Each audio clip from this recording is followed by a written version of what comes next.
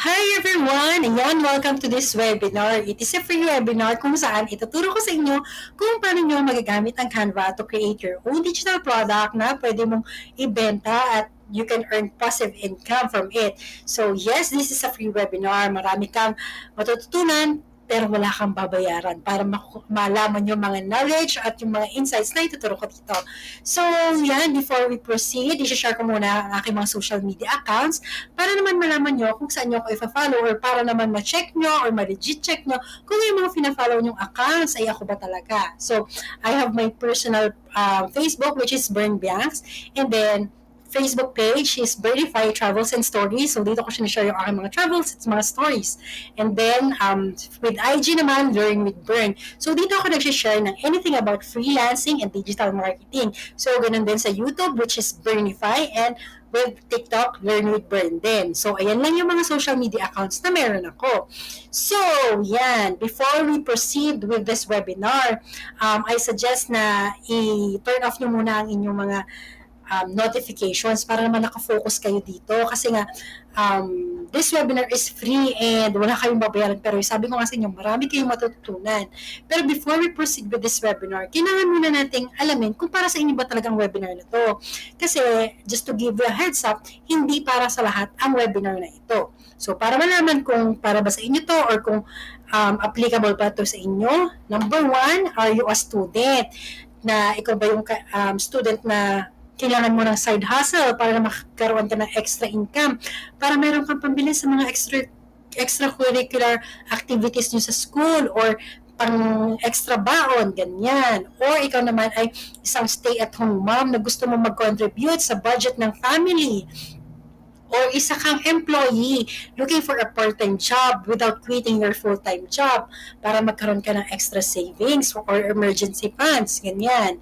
Or if you are someone who wants to use your phone and your computer to earn extra income or income talaga para makabili ka ng mga needs at once more, like if you want to go travel para magkaroon ka ng fund, or if you want to buy a new furniture kasi ikaw ay subscriber sa HomeBuddies at marami kang nagugustuhan bilhin pero wala kang budget, then this webinar is for you. So, if you are one of those people na nasabi ko, or if you are one of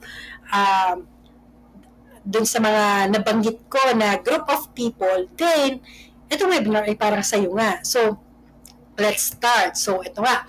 Paano ba talaga kumita sa digital products? So, unlike other business, kailangan mo ng magbayad ng overhead expense, kailangan mo ng capital, and pag-sustain ng business.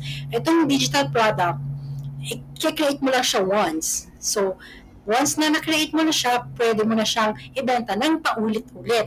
At digital downloads lang ito. Tapos no inventory, no shipping. So hindi na sasakit ang ulo mo para sa pag nalaman, ay meron na low stock na ba or sino ang mag-ship ng product. So hindi mo na paproblemahin yun sa digital product business. So tatanong mo naman ngayon, so how can I use Canva to create digital products and sell online for passive income? So excited ka na bang malaman kung paano yun? Kung mag-alala, sasabihin ko sa iyo lahat ng nalalaman ko at lahat ng ginagawa ko. So, before tayo mag-start, at baka naman isipin nyo, sino ba itong babaeng ito? Kuda ng kuda, pero hindi mo naman pala siya kilala. I am Bern. So, Bern is in short for Bianca Elaine Recto Norberte. Oo, yun yung full name ko. And I am a freelance web and funnel designer since 2009. So, iisipin mo naman, web and funnel designer ka naman pala, kaya naman madali pala sa'yo ang digital product. Well, mga best, let's have some backstory. So, graduate ako ng nursing. So, di ba, ang layo sa field ko ngayon. So, graduate ako ng nursing pero hindi ako nag-board. Kasi iniisip ko noon, ayoko naman talaga mag-nursing. So, mabait na anak lang ako. So, sinunod ko ang mami ko.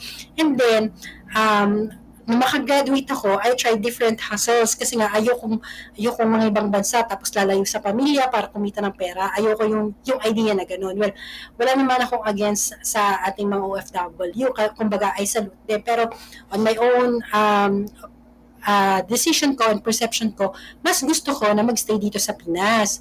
So, habang nag-freelancing ako, kasi after ko makagraduate, I started my freelancing journey na. And then, isinabay ko din doon yung pagbibake ko ng mga cakes, so nagpapa-order ako. And then, dumating din sa point na gumagawa ko ng mga gourmet Kendall. So, kumbaga, itsurang pagkain sila, itsurang cake, itsurang desserts, pero Kendall sila. So, ang dami kong tinaray na hassles.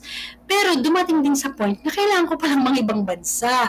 So, dun sa ibang bansa naman, sa Thailand, specifically sa Phuket, nag-manage ako ng mga restaurants, resorts, ganyan. So, ako yun ang bahala sa marketing nila. Gumagawa ako ng marketing strategy, gumagawa ako ng mga websites, yung mga graphics nila to promote, ganyan, sa social media. So, basically, hawak ko yung marketing department ng mga restaurant and resorts doon. So, nung time na yun, napaisip ako, sabi ko, kaya nga ako hindi nag-nursing kasi ayaw kong umalis ng Pilipinas, tapos ito rin lang pala ang babagsakan ko. Pero, wala naman akong pinagsisisihan dun sa point na yun ng buhay ko. Kumbaga, na-realize ko lang na nung time na yun, kaya kong patakbuhin yung mga businesses ng mga clients ko habang sila nagta-travel. Yun yung gusto kong mangyari sa buhay ko. So, ang ginawa ko, bumalik ako ng Pilipinas. Tapos, nag-focus ako sa freelancing. So, sa freelancing naman, na gumagawa na yun ako ng mga websites at saka ng mga products for other clients. So, gumagawa ako ng website nila, yung mga e-books nila, ganyan, e-books, tapos yung mga worksheets, workbooks para sa mga customers nila. So, gumagawa din ako ng mga packaging designs, ganyan. So, basically, ginagawan ko sila ng product. Tapos, dumating, okay naman ako sa journey ko ng freelancing kasi malaki naman ang kita ko dyan. Doon sa laki ng kita ko, dumating ako sa point na I'm hitting six figures or 6 digits a month, monthly income ko yun. And dahil nga ganun yung kita ko, nakapag-put up ako ng coffee shop na business. So, akala ko okay na ako kasi malaki yung kita ko. Tapos may coffee shop business pa ako. Tapos dumating sa point na yung coffee shop business ko, bago pa lang siyang nagbo-boom, binaha naman. So, lahat ng gamit na binili ko, yung inaipuntar ko doon, halos lahat nasira. And at the same time, parang kapag itutuloy ko pa ulit yung coffee shop ko, mag-i-start na naman ako sa zero. Kumbaga, hindi naman sa zero, pero mag-start ulit ako from the start ulit. Kasi nga, halos lahat na wash out eh. So, doon ako napaisip na parang lahat ng pinagpaguran ko sa freelancing, lahat pagod, puyat, parang binahal na anod lang din sa baha. So, nilet go ko yung coffee shop business ko and then nag-focus ako sa freelancing. Tapos, kaka-focus ko naman sa freelancing, yung health ko naman ngayon, kumbaga, at the expense of earning big amounts or big money, at the expense of my health naman. So, nasasangkala naman yung kalusugan ko kasi nga, yung work ko ay, mga clients ay foreigner. So, kadalasan, yung time zone baliktad dito sa atin. So, kailangan ko magpuyat. Hindi naman ako sa pabata. So, yun.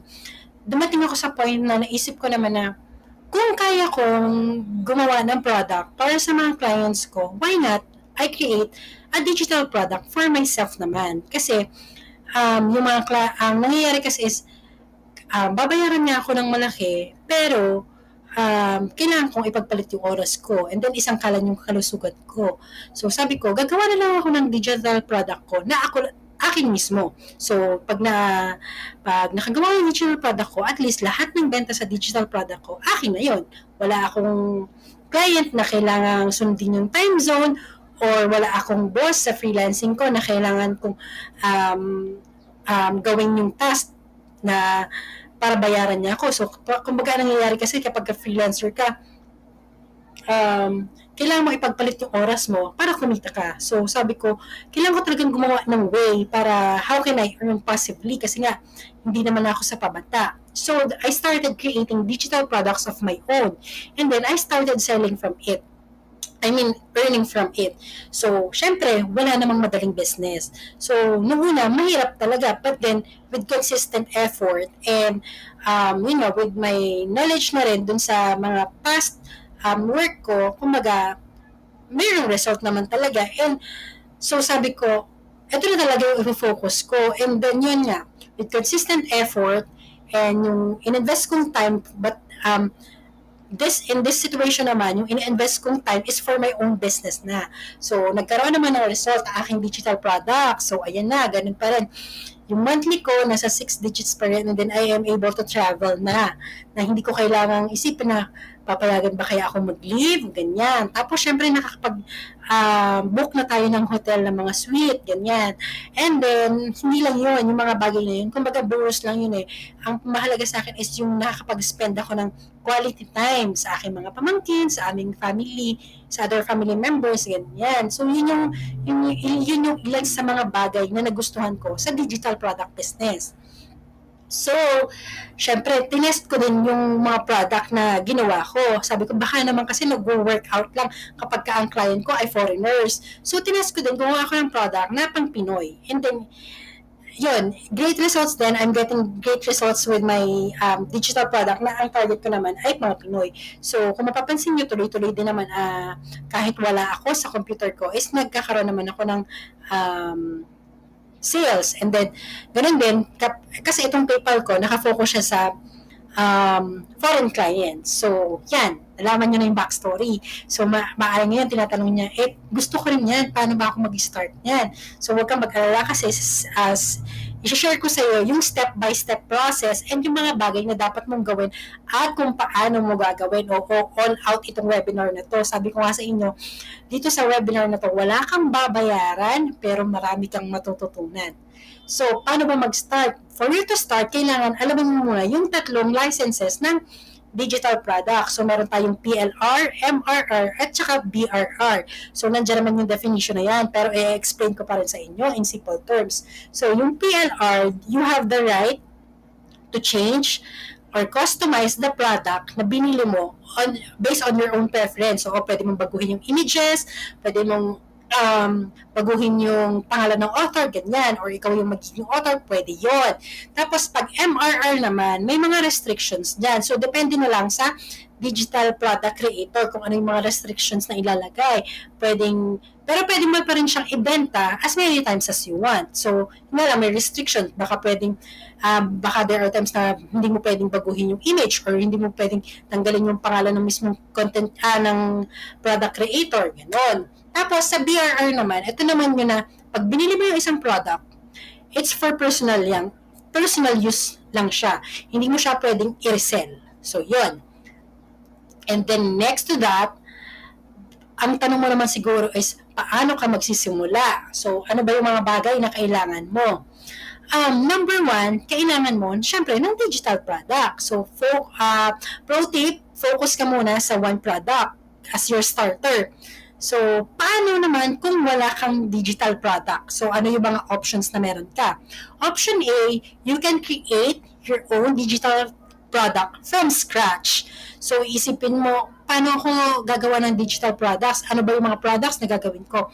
Don't worry, I got you. So, meron dyan link na sa baba na kung saan pwede mong i-download yung 50 digital product ideas na pwede mong gawin. So, sabi ko nga sa inyo, tutulungan ko kayo makapag-start na inyong digital product business. So, yan. So, how can you create your own product naman from scratch? So, anong una mong gagawin? Number 1, pick your own niche. So, yung niche, there should be a market for it or it should help specific market or group of people dun sa gagawin mong product. So, paano mo mapipik yung niche mo? Ang pinakamadaling way for you to pick your niche is alamin mo yung ikigai mo. So, yung ikigai is something that you love to do, something that would help other people solve their problem, and something that you are expert, and then something na pag ginawa mo siya is babayaran ka or kikita ka. So, that's how you pick your niche. And then, na-pick mo na yung niche mo. So, ano naman ang iisipin mo? Ano ba yung tool na gagamitin mo? So, hindi na tayo lalayo, friend. Sabi ko nga sa webinar na ito, ang gagamitin natin is Canva. Bakit Canva? Kasi, it is free. Meron siyang free version. And then, it is user and beginner friendly. So, ano ba yung mga products na pwede mong gawin dito? Using your Canva, you can create ebooks Online courses, stock photos, website templates, mobile app templates, landing pages, actually napakadami. Ikaw ang mananawa sa mga products na pwede mong gawin sa Canva. Ganun siya ka-powerful. Tapos, ito, bibigyan ko kayo ng dalawang examples kung paano ka gagawa or kung anong product ang pwede mong gawin. Halimbawa, you're a mom who loves creating learning materials for your anak, for your kid, yan. And then, you also have the talent sa pagde-design, ganyan. So, siguro madalas nakaka-receive ka ng compliment from your friends or family members na, huy, ang ganda naman ng design mo, ganyan. So, it means you're an expert to that field. So, ano ba yung mga products na pwede mong i-create? You can create busy books, or storybooks for kids, or coloring books. So, ilan lang to sa mga products na pwede mong i-create. And then, sabihin naman natin na ikaw ay isang student na magaling kang mag-compile ng mga review notes. Tapos, you find it easy to create review notes and study help files na in the form of planners, ganyan. So, ano yung mga products na pwede mo i-create? You can create student planner or study guide. So, ilan lang to sa mga products na pwede mo i-create as a student. So, yun yung option 1 natin. Ang option 2 naman natin is buy DFY products. So, ano naman yung DFY products? DFY products is yung mga done-for-you products. It means meron na talagang product. Iko-customize mo na lang siya based on your own preference and then you can resell it. So, ito na naman tayo. Baka naman itatanong mo, saan naman ako kukuha ng mga DFY products na available? Don't worry. Ayan, nandyan ulit ng link sa baba kung saan ka makakakuha ng DFY products kasi I have library of DFY products na available na pwede mong magamit para makapagsimula ka ng iyong digital product business. O, diba? Hindi mo na po problemahin. So, number 2, let's say meron ka ng product. So, ang number 2 na kailangan mo ay landing page or website. So, ito na naman, pro tip tayo. User-friendly dapat ang website mo at dapat may clear CTA or yung call to action na tinatawag. So, ano naman, bakit mo naman kailangan ng landing page or website? Kasi ito ang magsiserve as storefront para sa inyong product or dito mo ipepresent ang inyong mga products, digital products. And ang maganda kapag may website ka at landing page, kumbaga there's a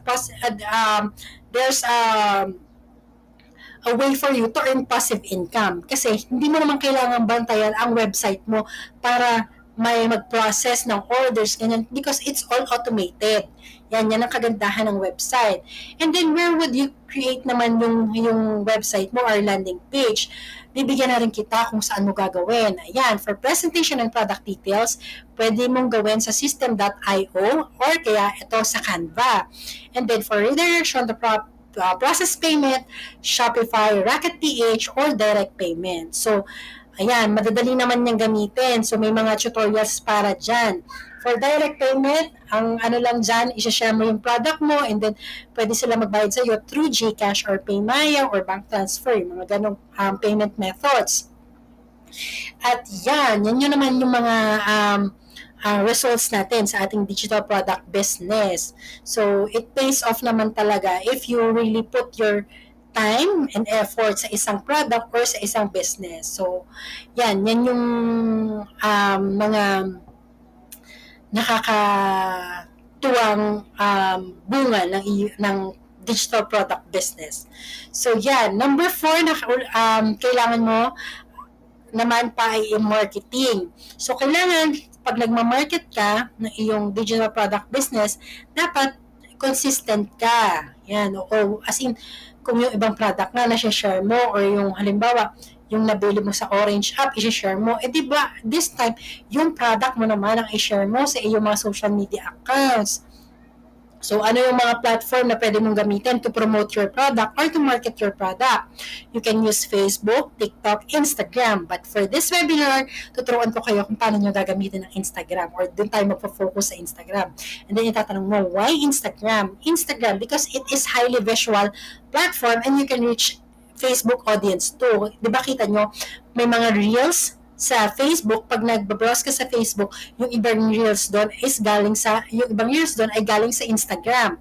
So, if you use Instagram to promote your digital product business, it's like hitting 2 birds in 1 shot. So, yun. Yun yung main reason ko kung bakit Instagram ang ginagamit ko. So, sasabihin ko naman, wala akong Instagram or meron akong Instagram pero 0 followers or kukunti yung followers. No problem kasi I've started with 0 followers then and I tested it and I already got results within just 2 weeks. O kaya hindi problema na sasabihin mong nagsisimula ka pa lang sa Instagram. Ayan, kung makikita nyo yung aking account, nag-start ako ng Learn with Bern. So, kita nyo kung ilang post pa lang yan. And kung ilan pa lang yung followers ko dyan. Tapos, with that few followers, nagkaroon na ng result ng aking digital product business. And then, sabi ko, baka naman nakachamba lang. So, kita nyo, meron diyang dun sa, yan pa lang ang followers ko, nagkaroon na kagad ako ng over 500,000 views sa isang reel pa lang. So, sabi ko, baka tsamba. So, ang ginawa ko, gumawa ulit ako ng isang dummy account ng Instagram para i-check kung talagang working yung strategy na ginagawa ko. And grabe guys, mind blown ako kasi mas mabilis na dumami yung followers and mas mabilis na nagva-viral yung mga content ko. And meaning, pag nagva-viral or dumadami yung views, it means more kumbaga, more customers or more clients for me. So, yun. Kaya wag nyo idadahilan na wala kayong Instagram or kokonti ang followers nyo sa Instagram. So, kung mag-start naman kayo ng Instagram at hindi nyo alam kung paano ang gagawin or mga dapat nyo gawin, wag kayong mag-alala. Ito na yung step. Number 1, set up a new account. Secure your brand name. So, yung brand name nyo, ano ba yung name or yung username na gusto nyo makilala kayo ng tao. And then, i-optimize mo yung profile and bio mo. So, kung babalikan natin dito, kita nyo naman, napakasimple lang na nasa bio ko na or yung description ng aking profile sa Instagram. So, pwede nyo yung gayahin or gawing guide sa paggawa ng inyong Instagram profile. Tapos, yun na, be consistent lang with posting valuable content for your target audience. And then, don't forget to use hashtags and audios. Yan, ito pa, pro tip, you do not need long content. 7 to 10 seconds reel is enough. Actually, kung makikita nyo yung Instagram ko, almost lahat ng content ko ay 7 to 10 seconds lang and they are making results. They are giving me sales. So, kaya sabi ko sa inyo, hindi kailangan na perfect ang inyong video or content. Ang kailangan lang is i-post nyo siya at meron kayong clear call to action. So, ito pa, mga tip. Don't overthink with your first post. Just post it. And then, ito pa, find inspo and learn from them. So, hanap kayo ng ibang content creator who are also selling digital products and tingnan nyo kung ano yung mga ginagawa nila. And then, use their profile as guide. So, yun, napakadali naman na nun. Hindi ka na nga mag-start from scratch kasi kumbaga meron ka ng guide. And then, don't forget your CTA or yung call to action. So, sa paggawa ng content, there are 8 types of hooks. So, ano ba yung mga hooks? So, yung question hook, or ito yung mga headline, yung mga simpleng mga text na nandun sa reel nyo or sa post nyo. So, ayan, screenshot nyo na lang ito. Yung meron tayong question hook, bold statement hook, teaser hook, action hook, shock or surprise hook, educational hook, trend or challenge hook. So, napakadami ng examples nito. Try nyo siyang i-search, yan, ganyan, mag-research kayo about these hooks, and mind you guys, sobrang daming content na makikreate nyo using this type of hooks. And then, with call to actions, kailangan yung bawat content nyo may call to action kasi hindi nyo masasabi kung kailan magbabiral ang content nyo. So, what are the call to actions that you can use? You can use DM me, comment I'm in, or comment goals. Yan yung ilan sa mga call to actions na ginagamit ko eh. Or click the link on my bio, save this for later, follow for more. Yan yung mga top call to actions na ginagamit ko and they are really working. So yun, sinasabi ko na sa inyo guys, they are working. Yan. So, Canva is a great tool talaga. It's not just for hobby. It's for businesses too. So, guys, kung ginagamit nyo yung Canva para lang mag-post ng mga aesthetic na content, guys, gamitin nyo yung Canva to create your own digital product business. Kasi sabi ko nga sa inyo, it's free. So, take advantage of it. Ang dami nyo nang pwedeng gawing products using Canva. So, ito yung mga sample products na nagawa ko gamit ang Canva. So, I created a gratitude journal. Nag-create ako ng mga learning materials for kids. Tapos, mga templates na binibenta ko sa mga clients. And then, mga PDF files or PDF templates din na maraming client ang nangangailangan niyan. So, tatanong nyo naman, nakapagawa na ako ng product ko. So, ano naman yung kailangan kong i-send or ano ba dapat ang ibigay ko sa aking mga customers para ma-access nila. So, ito, template link, ito yung kind ng link na pag sinend mo sa clients mo, pwede nilang ma-edit. And then, for products naman na ayaw mong i-edit nila, give them the PDF, JPEG, and PNG files. At ito guys, make sure that you take note of it. Do not send the collaboration link. Kasi once na pasinend mo yung collaboration link, it's like you're giving them access to change the original product. So, pwedeng mabago yung product mo na original at pwedeng ma-delete. So, never give them your collaboration link. So, ang pwede mo lang isend ay template link at yung mga not editable files. So, yan. So, feeling ko naman ang dami ko na i-share sa inyo at madami na kayo natutunan. So, ang tanong ngayon is, are you ready to start? So, sabi ko nga sa inyo, ang webinar na ito ay hindi para sa lahat.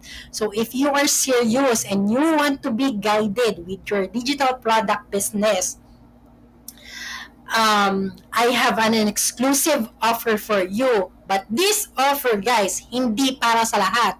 Sabi ko nga, webinar na ito ay hindi para sa lahat at itong offer ko na to ay hindi rin para sa lahat. So, paano mo ba malalaman kung ang offer na ito ay para sa'yo? Number 1, if you want to be part of my exclusive community group wherein I conduct free webinars, trainings, and catch-up calls. Lahat yan with S, meaning hindi lang isang free webinar, hindi lang isang training, hindi lang isang catch-up call. Meaning, weekly yan, guys. Weekly. So, marami kang matututunan dyan. And then, number 2, if you want to have access to a library of DFY products, which you can resell, rebrand, and customize on your own. Guys, I'm giving you the library access. Okay? So, kung gusto mo ng library access, then this exclusive offer is for you. And then number 3, you are willing to invest your time and effort to start your digital product business. So, kung seryoso ka sa tatlong bagay na yon at gusto mo yung tatlong bagay na yon, guys, I'm telling you, Canva again is a great tool and I'm giving you I'm providing you an offer na talaga namang kumbaga sulit na sulit. So, ito yung isa sa mga makikita nyo sa library ng ating DFY product, ang Faceless IG Marketing Guide. So, with PLR na to, with existing contents, may freebies pa, ready to sell as is. So, wala ka nang kailangan baguhin kung tinatamad kang baguhin. Kasi pwede mo na siyang ibenta as many times as you want. Or kung gusto mo naman, pwede mo rin siyang baguhin, yung mga images niya at yung pangalan ng author. Tapos, ito pa, WizKids Bundle and Course. Guys, bundle and course na yan. Ibig sabihin, may mga products na and at the same time, may trainings at mga tutorials pa. Kasama, weekly, free yun, guys. So, ready to sell na yung mga products. So, nasa sa'yo na lang kung gusto mong ibenta araw-araw ang mga products na to. And then, ito pa, yung freelancer, kung ikaw naman ay gusto mong mag-focus lang dun sa freelancing journey, gusto mong matutunan kung paano ba kikita sa freelancing or gusto mong i-resell yung mga products that can help other people to be familiar or to be an expert sa freelancing. So, ito guys, ito yung bundle and course na para sa'yo. So, again guys, hindi lang to bundles or hindi lang to ebooks or hindi lang to files. Meron din tong trainings, tutorials. So, matututo ka dito kung paano ka gagawa ng website, landing pages, kung paano ka magiging SEO specialist. So, napakadaming tutorials and trainings dito sa bundle and course na to. And then, ito yung maganda rin isa sa pinakamagandang bundle, yung Alpha Bundle and Course. Kasi bukod sa matututunan mo na ang freelancing, matututunan mo din yung affiliate marketing. So, yun yung magkasama sa bundle na yan. Freelancing and affiliate marketing. So, may mga freebies din yan. And at the same time, meron din niyang access sa exclusive community natin. And then, itong Platinum Bundle and Course. So, guys, kung sa Platinum, sobrang sulit ka na. Ito, grabe sa sulit. I mean, kung sa Alpha Bundle is susulit na, itong Platinum sobrang sulit.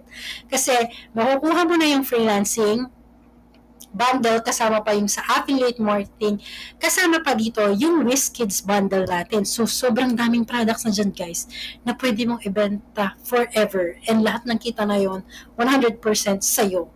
And pero guys, hindi dyan nagtatapos ang offer.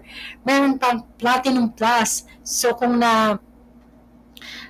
dadamihan ka na dun sa products na kasama sa Platinum, ito guys, yung Platinum Plus, meron pa dito mga journals, gratitude journals, and napakadami pang templates ang kasama dito. Over 100 products guys ang nasa Platinum Plus natin na pwede mong ma-access and pwede mong i-resell on your own and pagkakitaan as passive income. Again, ito guys, ito yung prices niya. So, imagine you can start your own digital product business sa ganyan lang na halaga. And kung mapapansin mo, wala dyan yung Platinum Plus Bundle and Course natin. So, ito yun guys.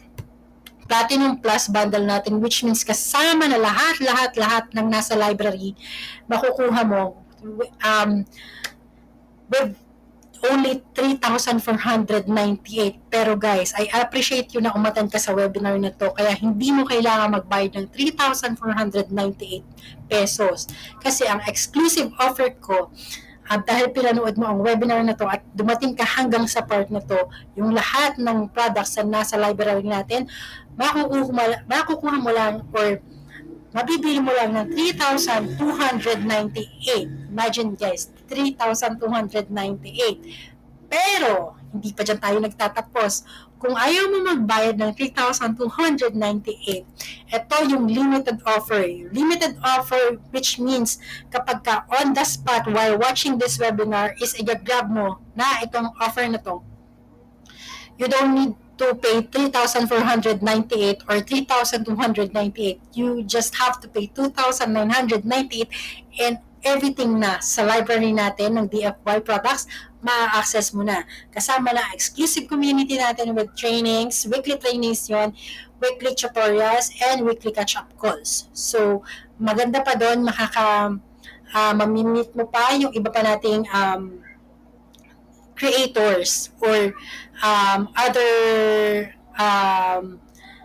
resellers, ganyan guys. So, mamimit mo sila and then you can learn from each other kung ano ba yung mga strategies nila to make sale, ganyan. So, guys, again, hindi ka magbabayad ng 3,498, hindi ka rin magbabayad ng 3,298 kung hindi mo pa makukuha yung offer. You only need to pay 2,998 para sa lahat. Lahat na. Pero this is a limited offer. This offer only stands habang pinapanood mo itong webinar na to.